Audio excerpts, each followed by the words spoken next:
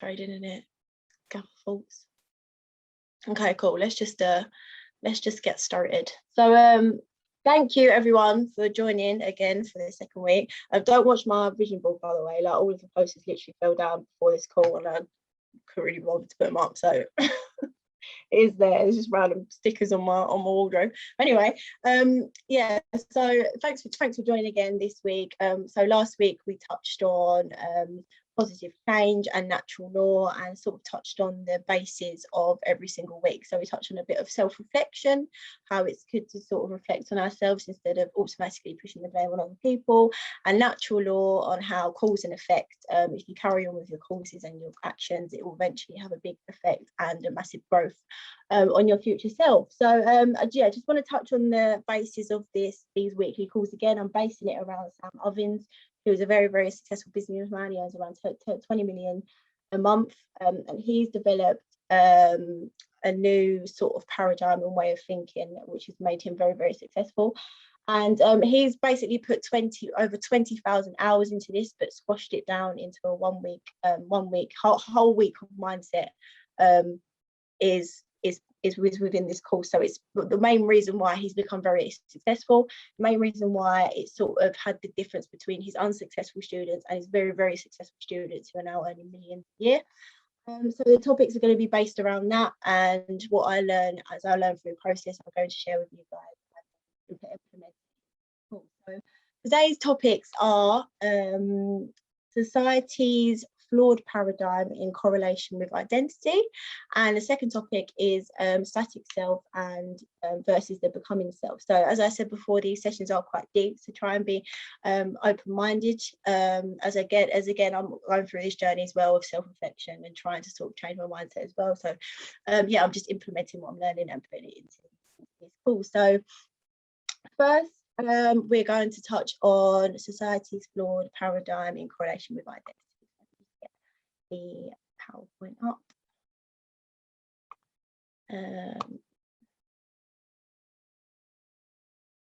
Oh no, I'm gonna have a mail with this. Where is it? Connor, why won't my PowerPoint show up? I'm not sure. Have you got it open? Yeah. Yeah, I've got it open. And you're clicking on share screen, it's not coming up. No. Click on share screen and click on the screen in the top left corner. Oh, just the screen, yeah? Yeah, and then you'll just be able to bring it up. Okay, cool. There you go. Right. And then how do I play it? Go on slideshow from the beginning. Bottom right corner. Got it. Oh, there, yeah, that's it. Cool. Okay, cool. So this is the definition of a paradigm. So a paradigm is the way you see something, your point of view, and everyone make sure that you're making notes as well, and also jotting it down. So yeah, a paradigm is the way you see something, your point of view, frame of reference or belief. Think of it as a collection of beliefs, judgments, acceptances, stories, and concepts. The paradigm we use and accept is dependent on us believing what we perceive to be true and accurate. So all of our sort of past stories and past events has developed the way we believe and see things and view the world. So you're probably thinking, what has this got to do with trading? Like, what has this got to do with trading in general? It's sort of to do with how we are going to develop ourselves into thinking how successful people think. It's more based around that. It's more based around to sort of developing a paradigm where we think like a successful trader, not just a trader, but a trader that is successful and earning a certain amount of money, a 6-figure, 8-figure trader that is successful with whatever sort of avenue you want to take in life. So an example would be, so say if you had an elephant and you blindfolded 6 or 7 people and they all touch this elephant, and as you can see they all have different views on the same thing.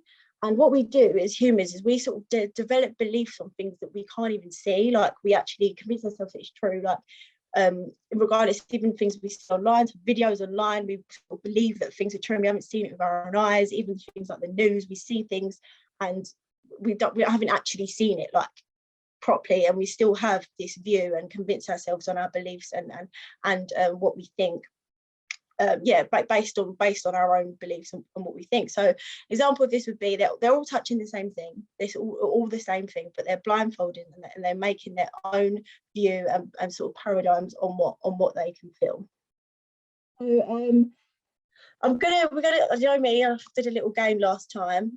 I've made this up again. So this is the society saying game. So I'm just gonna put a couple of like things that society usually say that we sort of just normalized, and I want you to tell me if it's like if it's flawed or unflawed, like if it's a good thing or if it's seen as a positive thing or it can be seen as a negative thing. So let me just open the chat box again because I can't get up. Okay, so sorry, 1 second. Let me just move this. Right, okay, so the first one is stay true to yourself. Would you say that's like a, so say if that's like a good advice from someone, or would you think that's quite flawed? How would you view that as someone's like saying sort of stay true to yourself, or you stay true to yourself? Let me know in the chat box. Okay, cool. Cool, okay. Okay. Okay, cool. So next one is be authentic. How do you feel about this one? Come on.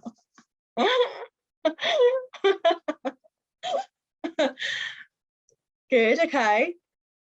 Positive, cool. Okay, positive, right. Next one is stick to your roots. Good. Is it like a positive sort of thing to, you know, if you're starting to become successful and someone says, you know, stick to your roots, make sure, okay, Stuart, like it, like this, get in there. Don't just think don't think the opposite of what you think just because you think I'm going to catch you out. I'm being serious. I'm being serious. When you've got more money, sometimes it's good to change a little bit, isn't it? Sometimes it's yeah. Good. Yeah, okay, I feel you. That one. Not negative though. Okay, cool. They're naturals. So like when someone's good at something, and like say it's just a highly successful person in something, like someone like Michael Jordan, you think, oh yeah, he's a natural sort of thing. Is it like, do you think it's quite fair to say that, or is it flawed, or what do you think? In the middle. Okay, good. And last one, they're born with it. So sometimes we look at people and we think they're so good at it, like they're just born with it.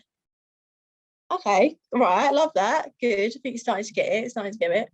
So basically, Sam Ovens is interpreting this new paradigm of thinking, and he actually says that all of these things are flawed. They're flawed the way society looks at them. And the reason that is flawed is that when people start to become successful, they hear things like don't forget where you come from, or you know, like we implement like, oh, they're naturals, like as in they've just come with this, and we're unable to do that ourselves because we're not born with it and we're not natural with it, and our environment doesn't give us the capacity to be a natural.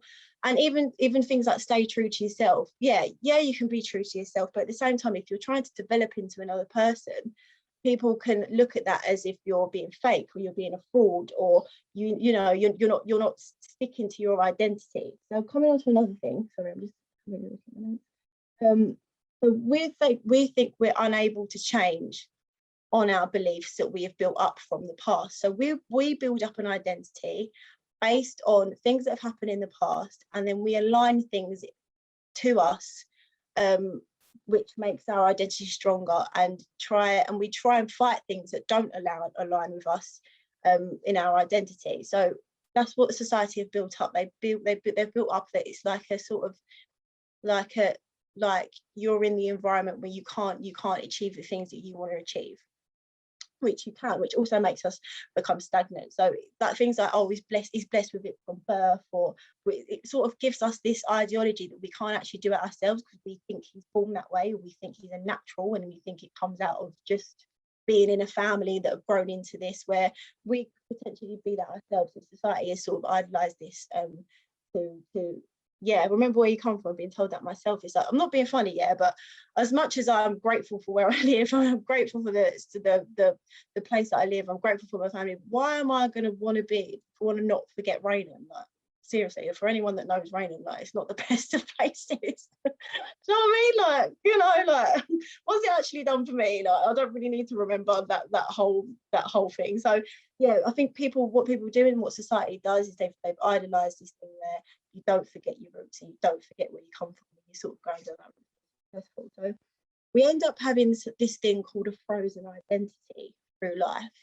And this is where we are constantly trying to align things and find ourselves that match our identity that we have made up through past stories.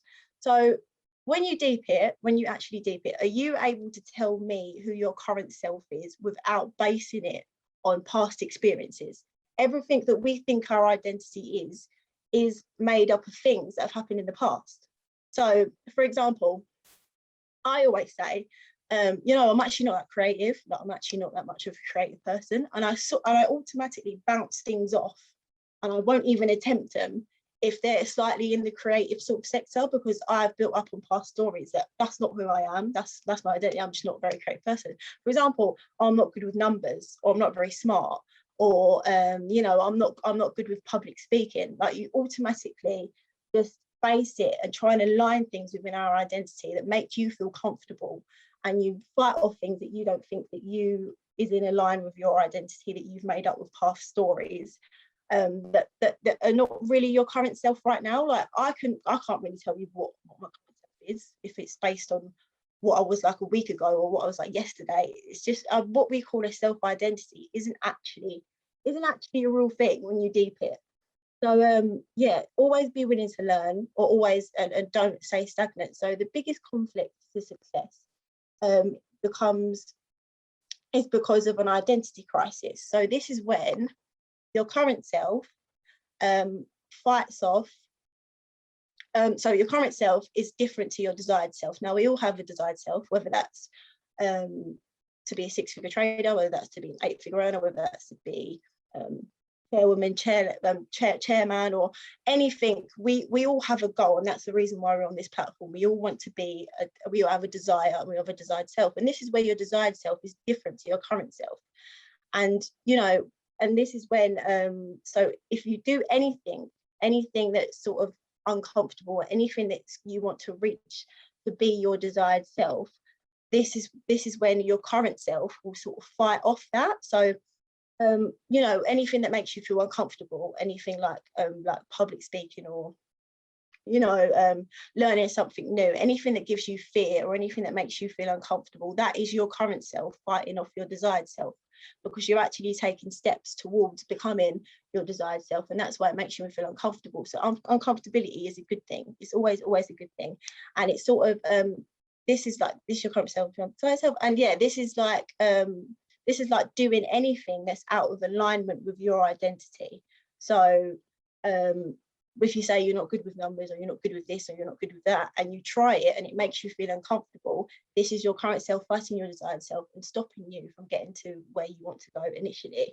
So wanting to become a better version of yourself contradicts who you think you are, because if you're trying to do things that's out of alignment with your current self, you know, it's giving you uncomfortable and it's giving you fear. So if we let our current self attack our desired self, and we let the fear creep in, we'll be sort of we're sort of limiting ourselves with our what we call our so-called identity. What we need to do is actually sort of break who we think we are, and we break our self-beliefs in order for us to reach our desired self and be as uncomfortable as possible, really. And we sort of need to switch our mindset to, instead of having fear about doing things that make us uncomfortable to get us where we want to be, which is our desired self, we need to be excited about doing things that make us feel uncomfortable, because that means we're one step closer to our desired self. So touching on the second topic, which is which is static self versus becoming self, and one of the steps to adapting, so Sam Evans adapted this paradigm called the alchemy paradigm. And this is one step to sort of reaching that paradigm and looking at things in a different way in order to adapt that. So one of the steps to adapting this is coming out of the static self and going into the becoming self. So this is the static self, and this is how the static self thinks. So in society, you constantly hear things like, oh, I'm trying to find myself, and you're constantly trying to figure out who you are and who am I, like, when really we sort of need to be thinking about who we're becoming instead of trying to figure out who we are, because we don't really know deep down what our current identity is right now, unless and we're constantly trying to go through life trying to adapt things within alignment to our identity. So we sort of, this is the static self, so this is how sort of paradigm, society's paradigm thinks. We sort of need to break this instead of who am I. You're born this way, you can't change who you are, so you can't let your environment get in the way. You can change, it's not a negative thing, and nothing in the way can stop it really. You will get what you give and deal with it. So this is the static self that we sort of want to break. Don't try and be something you're not. And this is just a silly one, because like if you sort of want to be a person, a better person, you're gonna have to be something you're not. If you're always gonna have to work and develop into someone you're not. Stay true to yourself. Don't forget your roots. Don't forget where you come from. As I said before, this is a line that we all hear. Don't forget your roots. Don't forget where you come from. When really, is that really benefiting you, like who you want to be? Like, not really. So the self me, it's who I am. I abide by the limits of its character, unable to do anything that conflicts with it. So this is what we want to break. Like, people, the stronger identity that you feel you have, the less the harder it's going to be to change into the person that you need to be into. So the only way to achieve success is becoming the person who deserves it.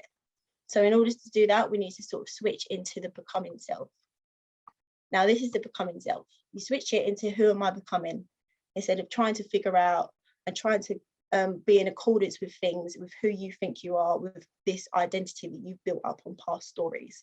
So you need to think of who you're becoming, who the person you want to be. Do things that may make you feel uncomfortable, but it's taking you that step further into becoming who the person you want to be. We're born into an environment, and who we become is a byproduct of our own thoughts, choices, and actions. So you are in control of everything that you do. It doesn't matter where you were born, what your previous experiences was. You are in control of that, and you can make that happen. Accept that you can be whoever you want to be and achieve whatever you want to achieve. Become whoever you want to be, and don't feel bad about losing yourself in the process. So if you're losing things and things are dropping off of you that are holding you back from becoming the person that you want to be, don't feel bad about it. Like, people, I think, like, when you're trying to develop into a person, people will might look at it as fake, or because that's society's view on things, is that if you're becoming into a different person, then you're not sticking to your roots, and you're sort of like betraying who you are. And really, who you are is built up on past experiences. It's not really a real thing. And the self doesn't exist. It's merely an illusion clinging onto an identity built up of stories in the past. So drop the ego, drop the identity. Like, it's not who you think you are. Is not, ideally, it's made up of past experiences, and they're not here to dictate who you are. Of course we have strengths, and of course we have weaknesses, but that doesn't determine who you are and who you will be in the future. So everyone should have a hero, and that hero should be a better version of you. So the person that you look up to and the person of who you want to become should be a better version of you, and develop into that person. And it's better.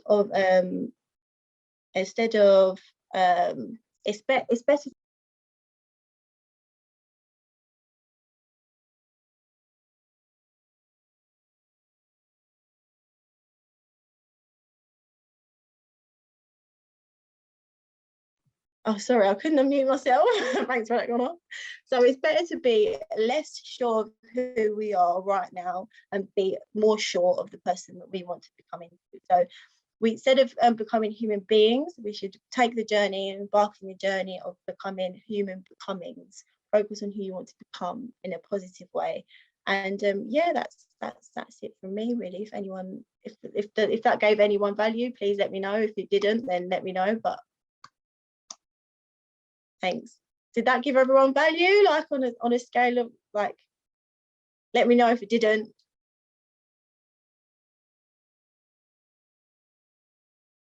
Thanks, guys.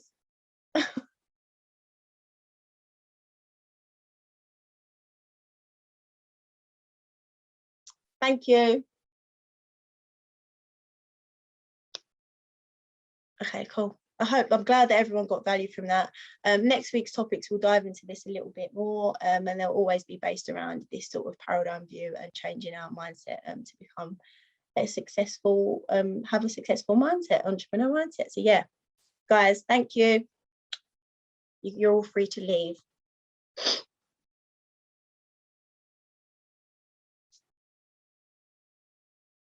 Yeah. Leanne, can I get a recording, please? Yeah, I'll send it to you, of course. Thank you. Smashed it. Thank you.